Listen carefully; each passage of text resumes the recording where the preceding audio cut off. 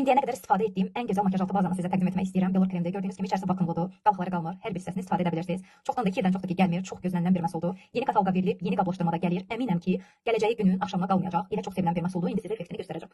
Mən sizə əlimin üzərində göstərirəm. İndi siz bunu üzünüzə tətbiq edəcəksiniz. Tətbiq etməmişdən öncə tətbiq edəcəyiniz nahiyəni gözəl şəkildə, yəni üz dərisini nəmləndirməyiniz lazımdır. Baxın görürsüz belə Belor effekti həqiqətən də yəni adından da göründüyü kimi mat görüntü yaradır. Baxın bu formada tətbiq edirəm əlimin bir hissəsinə. Digər hissəsini isə tətbiq etməyəcəm. Son olaraq sizə mən onun effektini göstərmək istəyirəm.